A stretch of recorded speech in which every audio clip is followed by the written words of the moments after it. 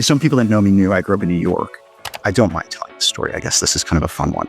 It's the only time I ever had a run-in with authorities. And then we kind of all realized, that's a cop coming towards us. We got to get out of here. This will be fun. Yeah, I'll make your podcast a little spicy here in the beginning. Welcome to the Make Water Work podcast, where we dive into the people, ideas, and innovations shaping the future of water. I'm your host, Isaac Pellerin, and alongside my co-host, Megan Glover, the founder of 120 Water, we bring you insights from hundreds of incredible conversations we've had over the past 9 years with inspiring and energizing leaders in the water industry. Each week, we share those stories and conversations with entrepreneurs, community champions, and innovators who are making water work for everyone. Whether you're a water professional, a curious innovator, or simply passionate about our most precious resource, this podcast is for you. Let's get started. Well, hello, and welcome everyone to this week's Make Water Work podcast that celebrates the people innovating and serving in the water industry. So, Isaac, I think we've got a great show today. We do. I'm very excited that we have Anthony DeRosa, the executive director of the Association for Drinking Water Administrators.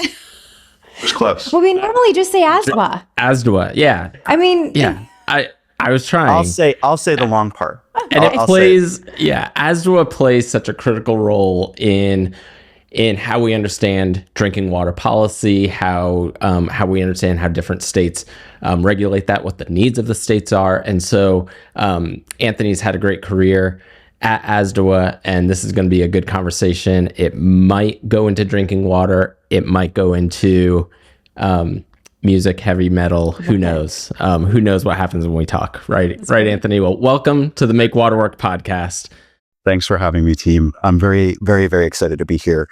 As Isaac said, I'm Anthony DeRosa. I'm the new executive director for the Association of State Drinking Water Administrators, ASWDA. Yes, in DC, we've got lots of acronyms, and so many acronyms, we tell you how to pronounce them. So we have a funky, ASWDA. Where our members are the state regulators across the country in every state, U.S. territory, and the Navajo Nation. And we help protect the water that comes out of your tap. I think that's the easiest way to say it, the least boring way to say it. So I'm very excited to be here. I'm a fan of the podcast. You guys have absolute rock stars on the podcast. So great.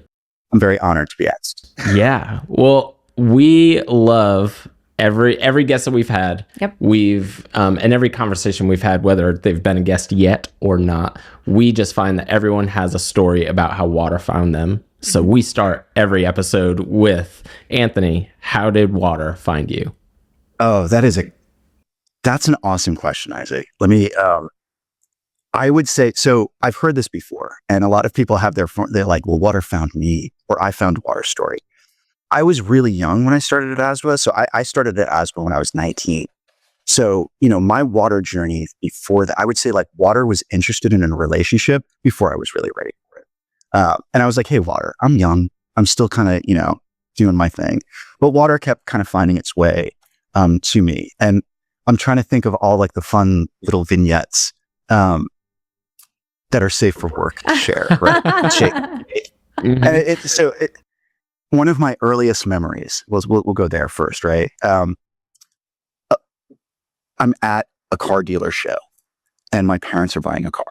It's the 80s, and the salesman's like, I got to get rid of the kid, right? We got to put the kid someplace so we can sell these people a car. And so he's like, I'm going to show him a video in the back room that'll keep him busy. And so, back in the 80s, he rolls out the AV card, with the TV on the card. Oh, yes. He puts in this video, and I'm thinking, what would you might expect, right? It's going to be a video about selling cars or about the features of this dude puts on a video. I will never forget this. Water and me. And it was all about water and people's relationship to water. And it was incredible. And I'm sitting there totally checked out because I've got to be 10 years old, maybe, going, this is so boring. Yeah. And why would I be interested in this at all? So water was really trying, hey, man, I'm here. Mm-hmm. And I'm going, water, I'm not interested yet. And then you fast forward some time, and some people that know me knew I grew up in New York. And I don't mind telling the story. I guess this is kind of a fun one. Is the only time I ever had a run-in with authorities. Oh, this is a podcast first. And so Do tell. Yeah. So this will be fun. Yeah, I'll make your podcast a little spicy here in the beginning. I'm getting to other stuff. So I love this one. So growing in New York, my mother lived down in White Plains in Valhalla area, and the Kensico Dam is right there. And so growing up as a teenager, we biked there, we hung out there, we skated there. It was everything. And then when we got into mountain biking, we would go around the water, which we thought was a lake. And there would be hours of bike trails, and then it would dump you back out and you'd go home. And so it was awesome. So we would do that all the time. And one spring break, I'm down there. So it's a little different. We would normally be, going out on the weekends. It's the middle of the week. We've got a bunch of dudes and we're hanging out in the woods trying to figure out where we're going to go. And all of a sudden we see this truck kind of coming down the woods, and we're like, what's that? And when you see something you don't expect, you're kind of looking at it like, what is that? And then we kind of all realize that's a cop coming towards us. We got to get out of here. And I'm like, yeah, if we hit the tree line, we're gone. So let's run. And so we run. And we go, and we're, like half the group goes one way and half the group goes the other. I love this because it's a very visual. You can see. memory. I am seeing you. I'm seeing it through your eyes. Yeah. Yeah. So we're cruising down the woods.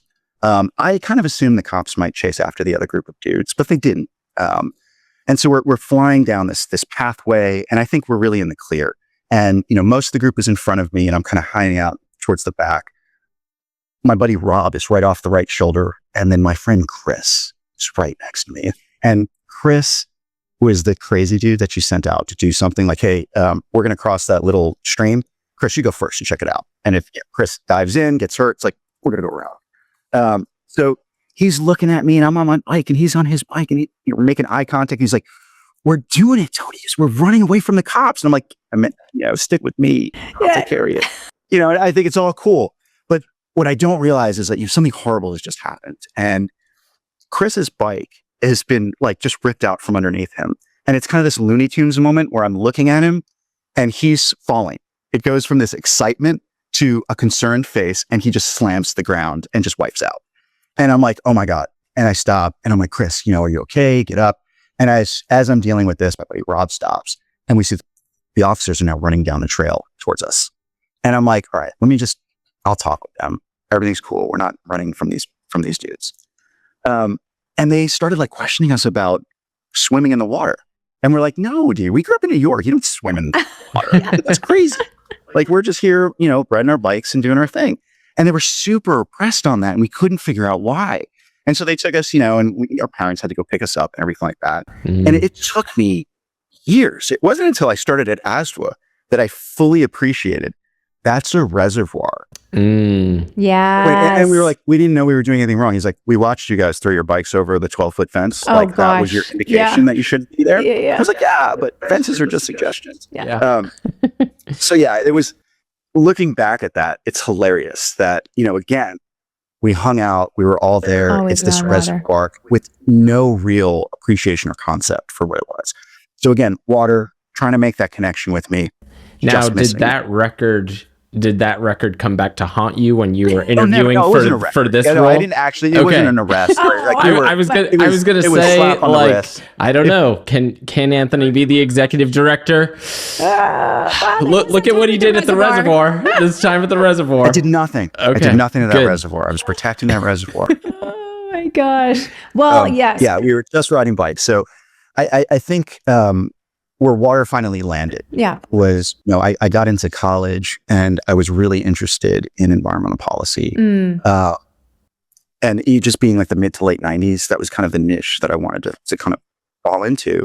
And again, growing up in New York, lots of geology, lots of water, lots of outdoor activities. So you have that connection. But I wanted to work in the air program for EPA, and they were not hiring. And so I was kind of stumbling around trying to figure out what I was going to do. A buddy of mine was the intern at ASWDA, and he goes, I'm going to leave, but this job is everything you talk about doing. You're passionate about policy and getting involved in kind of an environmental space. You want to work with EPA. This could be a thing for you. So, I reluctantly gave him my resume and went for the interview. And I thought ASWDA would be this huge organization. So I was shocked that it was just like 6 people. Mm-hmm. And I really had to reflect on that. I was like, what am I looking for? But I thought, there's almost like this strange thesis like playing out in front of me. I was very interested at the time of the intersection of kind of technology and public engagement in government. I even participated in what you would call today like a hackathon, where they brought some students from, it was CQ Quarterly, or they used to have the lookbook, and so they came out and we did like a Saturday Sunday thing where they said, if the internet worked, how could you use it to engage politically? And we created this concept of an online form. You put in your zip code, it gives you your state, local, federal representatives, what's your issue, and it kind of populates a letter that you were able to send to them. I believe that we built the foundations of all the tools that exist today for engagement. But that was really hot on my brain. Yeah. And here was ASWDA, this small organization with this amazing mission, no technology. And I'm thinking, can I modernize the organization in such a way to allow them to function like a much larger, better resourced organization? And so I just went to work, and it was, good artists borrow, great artists steal. It was like, if another organization did something, I was going to do that. Yeah. You got vlogs, I got blogs. You got a cool website, I'm going to do that. You're doing this thing, I'm going to do that thing. Yeah. And then I'm going to push even further. And that was a really exciting space to be in, because you're kind of growing with an organization. You're changing the way the organization works, the way it interfaces with their members, the way their members are able to interface with each other. And that's been kind of my like mission for a lot of my time at ASWDA. So that's kind of how I found, and then How many years? Yeah. How many 28 years? I think this year. So I was 19 when I started. I was still an American. That's incredible. That's amazing. Yes. And you've always started the job is kind of reinvented around you and actually walk us through some of those milestones, to your point, from when you started to today. I think that might be really eye-opening for us all. Yeah. I mean, that's crazy. I mean, you start as an admin doing things that people don't even do anymore. I mean, like phone breakouts, things like that, like real. What, phone breakouts? Yeah. I don't, what is a phone breakout? Like going through the phone calls to categorize, like where, like, are these project calls that need to be charged to a project, or like really ridiculous stuff. Wow. Things that you would just automate with software now. Yeah. And that's exactly how I worked was, I call it kind of the intelligent discontent. You want to get to a space where you're frustrated enough to put your smarts towards a solution and just fix the problem. So automation was always the thing for me. So yeah, in the beginning, it was a lot of just admin work and observing how we worked. Yeah. And then I really want to say it took a while. It wasn't until like 2009, 2010. It's almost 10 years. It really clicked. It was about that time. Yeah. Right. And I was doing lots of different things. It was admin work. I got involved in data management. Okay. So I was learning a lot about drinking water quality data, learning a lot about the Safe Drinking Water Information System and its problems. How we didn't really have adequate data solutions in.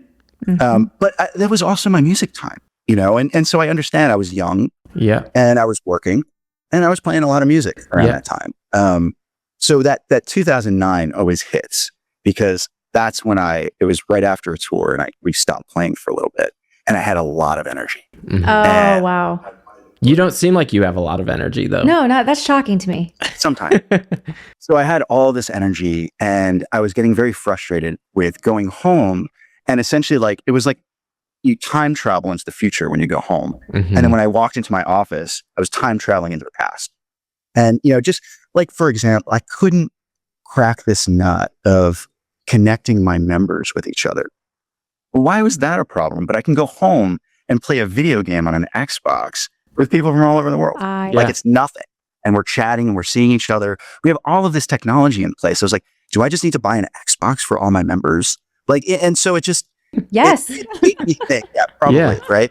But it made me stop and think, no one is going to walk into my office and tell me to do the right thing, Mhm, right? mhm. No one's going to say, Megan, Isaac, I want you to go and disrupt the system today. Right. Yeah. I want you to turn everything that I expect about work on its head. And, no one's going to tell me to do that. Mhm. Mhm. And I'm just sitting around kind of throwing pennies at this thing Mhm. going, this doesn't work well. I don't like this. And these people aren't going to listen to me. Mhm. Rather than just taking a step back and saying, put a plan together and start moving forward, Mhm. Mhm. and work through the constraints you have, work through the process. That's when I started learning a lot about change management and Mm. all the work that you really need to do. Because I even went into that process very naive and assuming if I'm going to build a solution that's great for you guys, you're going to love it. And that wasn't the case. And so that was shocking to me. You mean And yeah. If they build it, they may not come, right? They And may not come. and Yeah, it's it very really resonated deflating. when I moved us into Google Apps. I beta tested Google Apps. Yeah. I don't know what they call it, Google Workplace now. But when it was coming Yeah. out, this concept of having this like unified communications tool was everything that I wanted. Yeah. I had written something like that when I started at ASWDA, that this was a goal of mine. So this Google project was really exciting. I beta tested it. I went through this whole change process to get it implemented at ASWDA. And oh man, I thought my boss was going to fire me. They were so bummed. It like eliminated operating costs, increased our capacity. I mean, we had like 10 megabyte shared Mhm. mailboxes Yeah. prior. And then we jumped into 25 gigs, online access, full cloud networking. The staff with pitchforks and torches down to my office. So that's your change management. You move their cheese, and Mhm. yes, I just wow, that metaphor is such a good metaphor to I feel like Yeah. our industry right now. You know what I Yeah. mean? I have this clipboard, and this clipboard has my monthly report. This is how I've done it for 25 years. And, over my dead body, are you going to put an iPad in my hands? Right? That's it. When I was working on the blog project, we were doing newsletters, and then those had to go to a publisher. And so it took more than a month in some cases to put together a monthly newsletter, or not a publisher. I mean, they had to go to a printing house. Oh, yeah. So you'd have to compose all yeah. the content, Yeah. organize it all. I Yeah. would lay it out in InDesign or something like that, push that off to a printing house, print it, bring it back, physically mail it to everyone. So I'm like, we're done with And this. hope that they read it. I know. Gosh. Yeah. What started happening was, we were pulling articles out because it took too long. Got We it. can't get approval for that article. We have to get the newsletter out. So I used all of those bad experiences to capitalize and say, blogs will eliminate this. And I went to a meeting, and I swear, Megan, I had someone stand up. I became very close friends with this person, but I, again, never get this out of my head. I presented on this amazing tool, and this person stood up and said, I will not read your newsletter. If you stop printing it and sending it to me, I'm done reading your newsletter. I'll not read it online. I don't believe in this. I don't need this. Everything worked fine before. You're fixing a problem we don't have. Mhm. And I was blown away.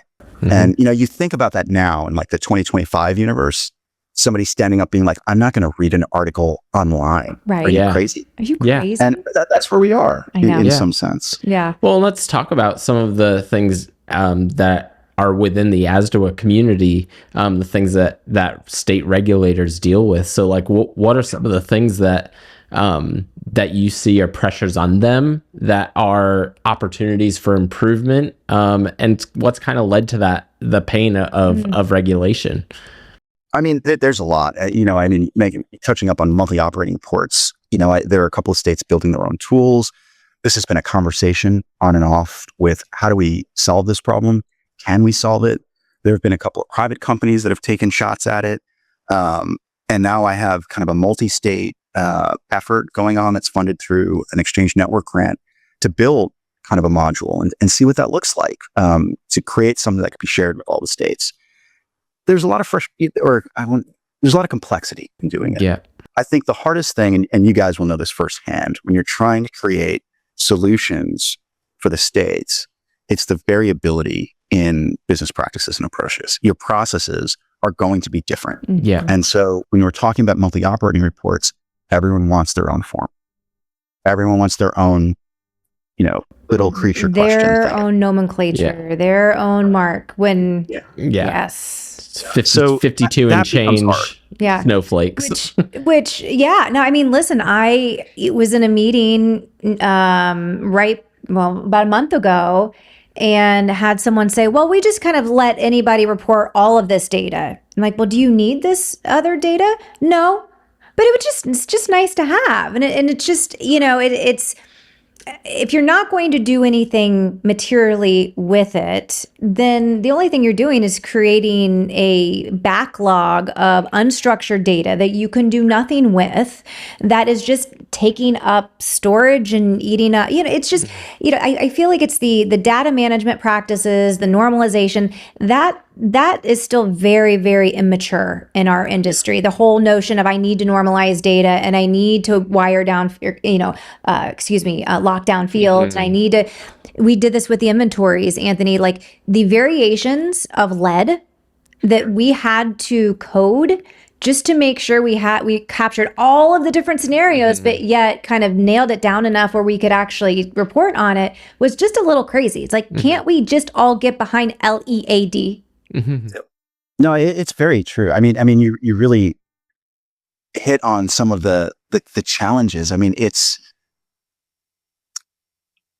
I think what we're going to see through some of the modernization processes that we're going through, and I see the sector going through a modernization. And first, I mean, let's get some context here, right?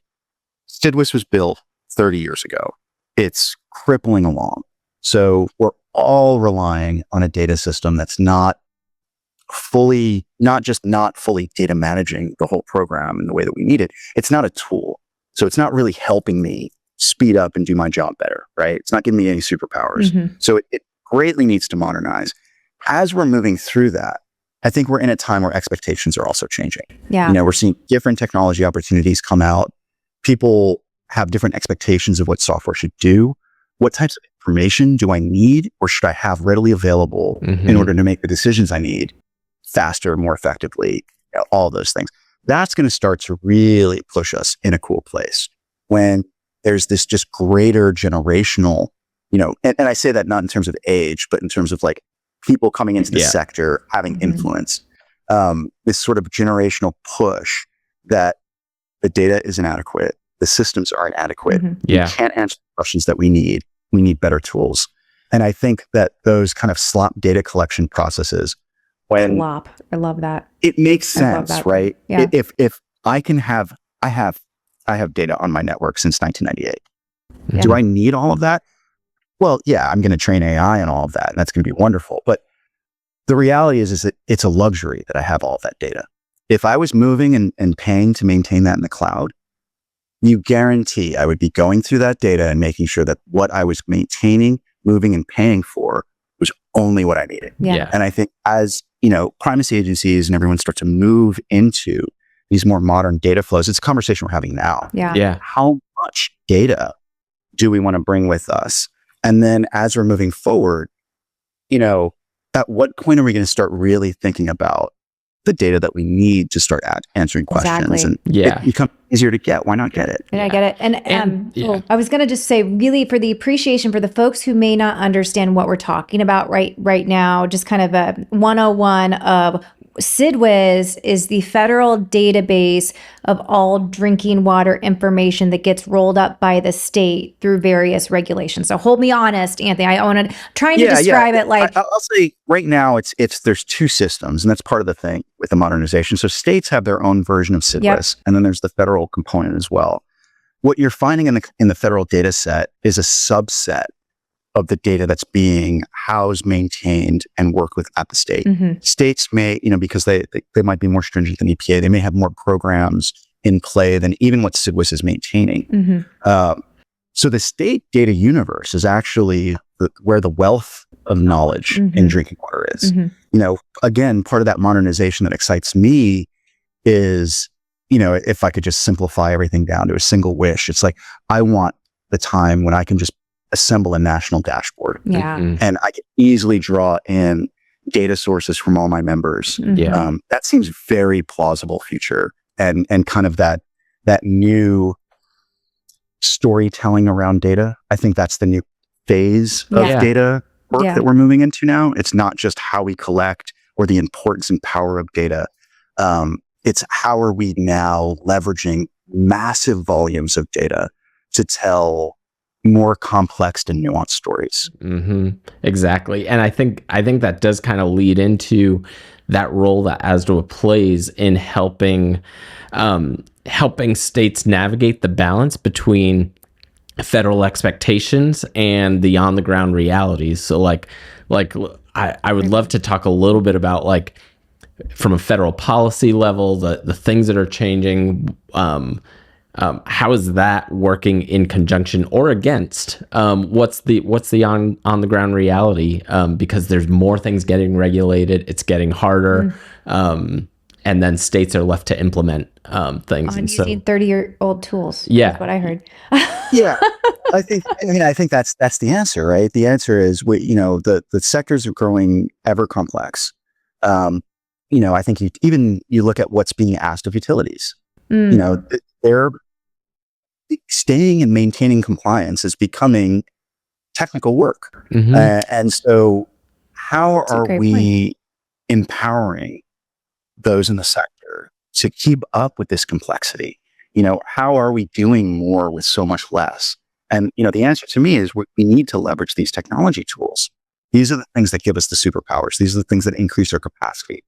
I'm sure we're going to pivot at some point to more future-looking stuff. But I mean, at what point can we start to realize and leverage data in a way that we're no longer reactive to what we're seeing in that data, but really starting to get to a space where we're proactive?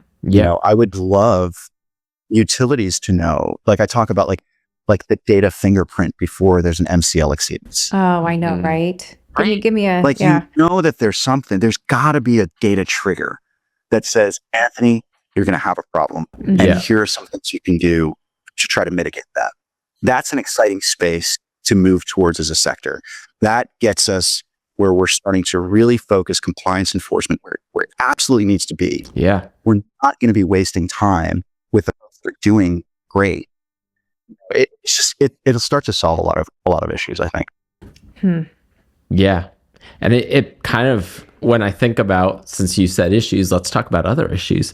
There are all these things, not just the regulations from a contaminant standpoint, but there are things like cybersecurity and workforce and those kind of topics. What do you think is keeping the state administrators up at night?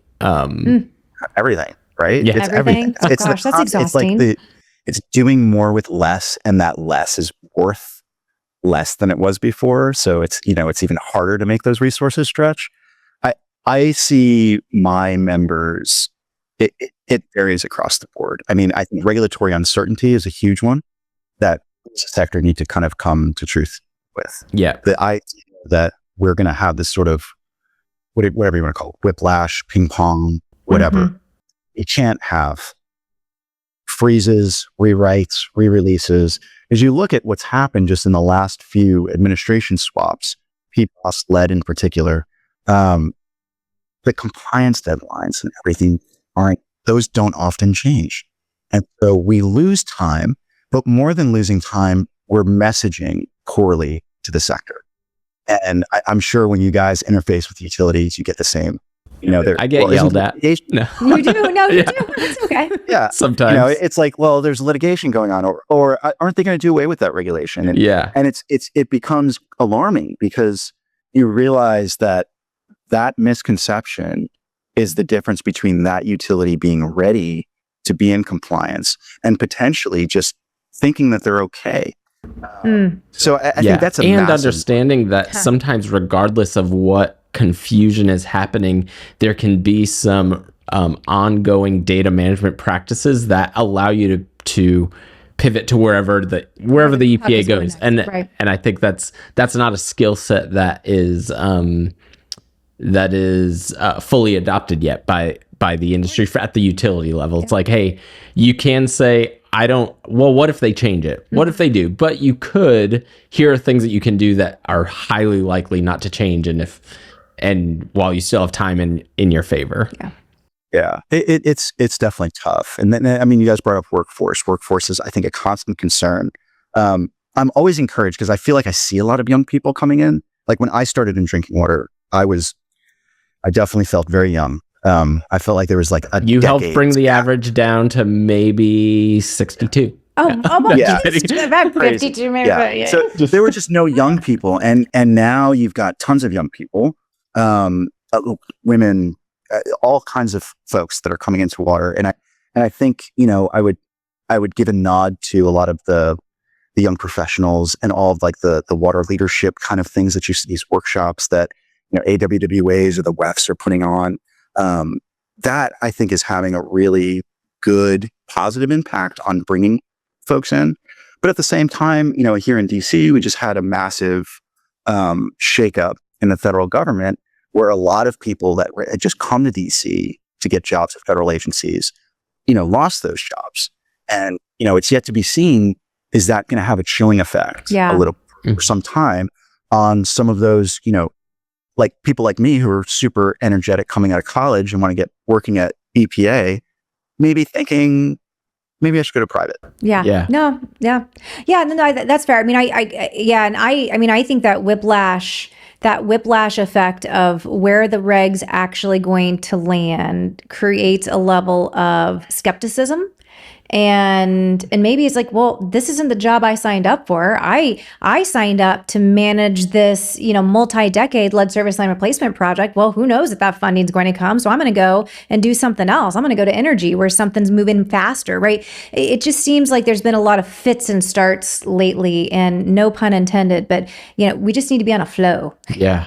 I do think if there was like a constant flow of momentum of all of the projects that just needs to get done, I do think that's when you get people staying, you get people like working on meaningful projects, like, you know, I think we're transitioning into some of that. Yeah, I mean, you know, if I'm in my crystal ball has been broken for at least a good year and a half, but I'm trying to repair it again. Mm-hmm. And, you know, I think, you know, if we look at the last like couple of years, I think, you know, 50, there's been this very heady conversation surrounding kind of where we're going with reg far into the future, or where we've been and kind of how we got here. And I think we're right at the time, if not overdue, for maybe a retrospective. And more than that, I would say at some point, I think those very heady conversations around, is the Safe Drinking Water Act effective? Should we make changes to it? Is our program effective? I think it's going to start to slowly settle down to the ground.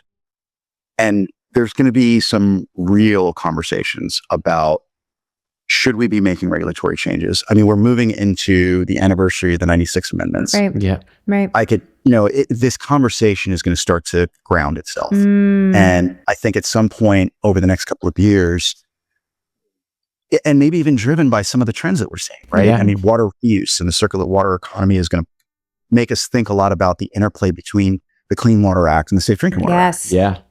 Is That'd it worth cracking them open? Mm-hmm. Yes. And should we have a Water Act? I don't think that's crazy to say out loud. Maybe it is.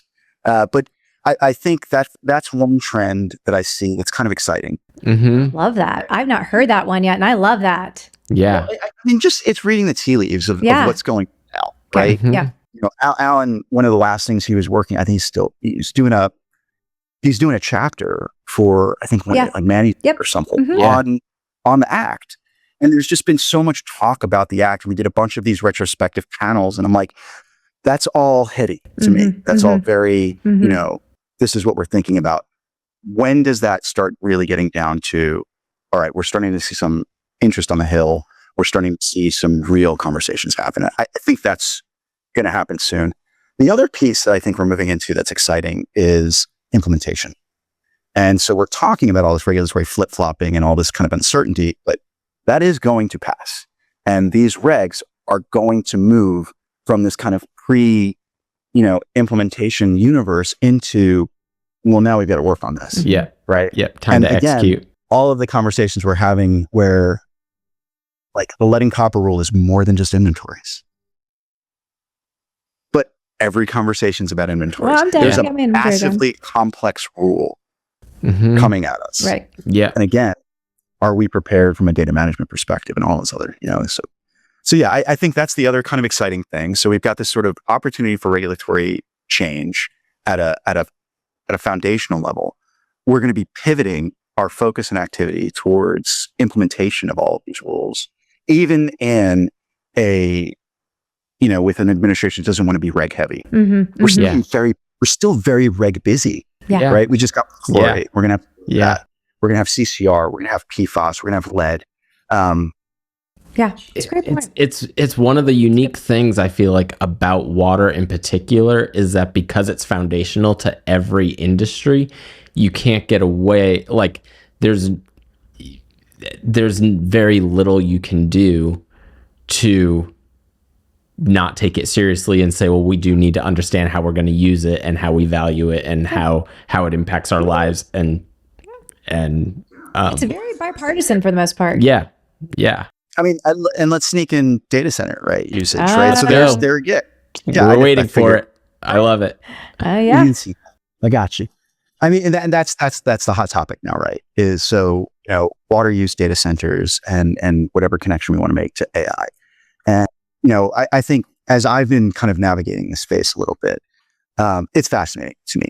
And I have all the thoughts in the world. We could probably do a totally separate podcast just on Anthony's thoughts about AI and then the connection with data center growth. Thinking about data centers in particular, I think AI has a lot of potential for our sector in many different ways. The data center thing, I tend to think is sort of this blip problem. And I say that because there's going to be this huge push for data centers now. There's this new kind of awakening that, hey, this might impact us. I think all of the sector's kind of getting around to creating a lot of great panels and discussion around what are the opportunities, what are the challenges, what are the concerns. Not all data centers are created equal. Mm-hmm. So when we're trying to evaluate that water use, We've had that conversation. very challenging to do any type of fair analysis. And then you look at the bigs, your Amazons, Googles, Metas, folks like that.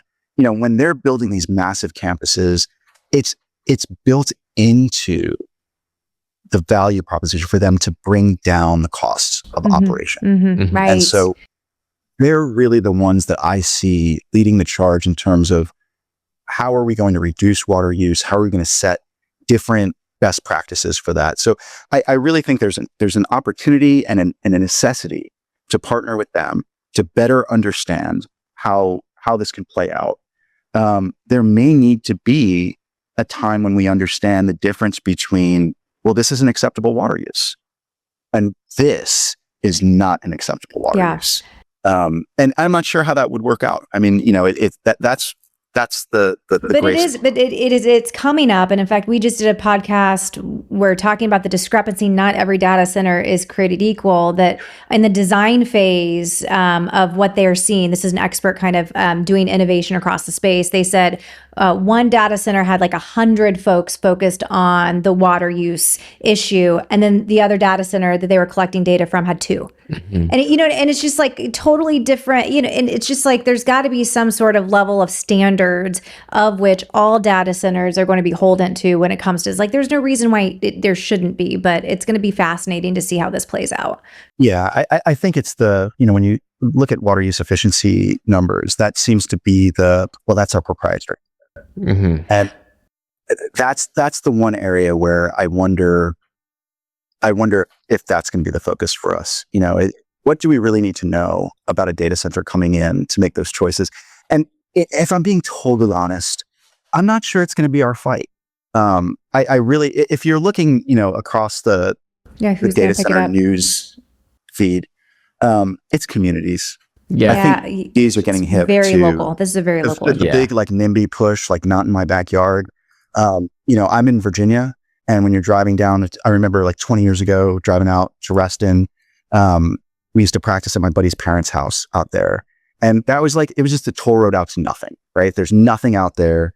Even I remember we'd leave at like 10 o'clock at night. The toll booths were no longer had people in it. You had to have a credit card to get home on the toll road. And that was first for me. I thought that was really weird. But over time, you start seeing all these data centers and everything cropping up. No big deal, right? Very different from building one in my literal backyard, which is really what you're starting to see now. And I think that is going to become the thing that starts to really control whether or not data centers are blowing up on us. For water use, I think we need to continue educating ourselves. I think utilities can stand to consider the opportunities that might be available to them in terms of investment in the distribution system. You know, we have water that they need, and they have something that we need, which is way more money than probably the whole sector. You know, when I think about the profit margins on a data center like that, and I'm like, man, what if we just took a sliver of that and invested it in a distribution system, get those lead service lines out, put in a leak detection system. To your point, it's going to come down so much to state and local policy on how they choose to engage with that opportunity. But no doubt it is an opportunity. But it is. So it's one of those. I feel like I'm like riding on both sides of the fence on data centers. You know, I absolutely am aware of the potential public health and environmental impacts of them, and that concerns me greatly. I also like to introduce into the conversation the abandoned mall concept, that at what point will all the data centers be obsolete? Yeah. And then we have these gigantic abandoned shopping malls. That's a great point. In everyone's backyard. Yeah. Because I think about the march of technology in terms, you know, centralized, decentralized, large, small, things like that. And the idea that a community might shut down my $1 billion project is not going to fly for me in the future. Yeah. And bigs are going to be already thinking about putting data centers in space, putting them underwater, putting them in the Arctic. I didn't say that out loud. We're going to melt the ice caps because I made that fair. You know, I think that's crazy. Or even going with the distributed models. And I've said, you know, really crazy ideas like everyone having a small data center in their home, submerged in their water heater, helping to heat their water, capturing some of that energy, but distributing it so that it's not in one physical location anymore. So if there's any investor out there that heard about that concept right there and wants to invest in that company, right? Let's Megan go. is starting. Yeah. Let's go. Yeah. Oh if you give me enough that's coffee incredible. and time, I'm just ideas left and right. I love and it. they usually become businesses. I had the Uber moms thought like 20 years ago when Uber came out. I was like, well, they should really just do this for parents who have to drop their kids off at soccer. Heck yeah. And I think there was a startup in California that started doing it. My wife's like, every time you have a crazy idea, you just need to like go to market. Yeah, with it. Right. it just the crazy ideas are out there. It's really who's going to capture it and execute on it. It's exactly right. Is really what it comes down to. Well, we're glad you're busy right now, but keep those crazy ideas coming. That's for sure, because that's what we're going to need to keep the flow moving in this industry. So, that's awesome. Yeah. Well, This has been amazing. This is such a good conversation. Kind of to your point, we could do an entire series and go in any number of directions. But I would love just to kind of land the plane and just kind of say like, hey, when you're thinking about what's next for ASWDA, what's next for state drinking water administrators, what's one of the highest priority initiatives that you're working on right now to improve the lives of water administrators? And can you pick only one? Yeah, I'm going to try. So you don't need to pick only one. Just no, I'll give you I'll give you the crazy stuff, because that's typically half my mind is always that works better on podcasts anyway. Yeah, I'm always going to be doing the day to day. Yeah, you know, members need something. We're going to be wrestling Legionella. We're going to be fighting with cybersecurity. We're going to be, you know, tackling all these new regs, everything. That's all going to happen. What I'm really thinking a lot about now, it reminds me of where I was back in 2009, when I'm seeing massive opportunity to change the way that we do business, and in a role where I think I can have more impact in putting that in play. Yeah. So when I think about the future of ASWDA, I think about really raising the significance of how I'm taking the 30 years of data that I've collected on the ASWDA network, organizing it, making it accessible to my team so that they're more knowledgeable and so they're able to tap into vast volumes of notes, knowledge, and perspectives over the years that they would never be able to find or enough research to do. How do I share that information with my members who are doing the same? You know, everyone, hey, I'm a new lead rural manager. Give me everything ASWDA has on lead. It's 2025 and I can't do that. I can't just point you there. I mean, I can do it, but I have to pull it all together. So, you know, I'm looking at resource libraries, pulling all of these little bits together. And then now all of my work with AI is that layer. That's what makes it possible. It's been the missing ingredient to all of this. That's right. I've got the data. Now I have tools that will help me organize the data and can serve as a layer to allow you to engage with that data in a way that would have never been possible before. Just too much information. Yeah. So that to me, if successful, can have a transformative impact on how we work internally at ASWDA, how our members are supported. And then my hope is, you know, really getting involved in some more, you know, sector focused projects to get the same types of operational efficiencies baked into the sector. Yeah. Great goals. Yeah. Well, yeah. I mean, what a journey you've had, and we've loved being able to just have this conversation, and thank you so much for being on today's podcast. Thank you guys. It's been absolutely awesome. I mean, I don't know. I appreciate greatly what you guys do. I respect the company.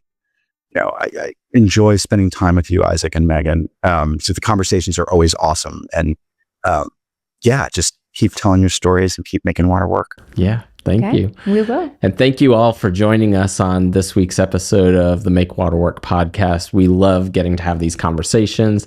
And so if you enjoyed this, please like, share, subscribe, and reach out to us. Let us know who else you want to hear from who makes water work, and we'll see you next time.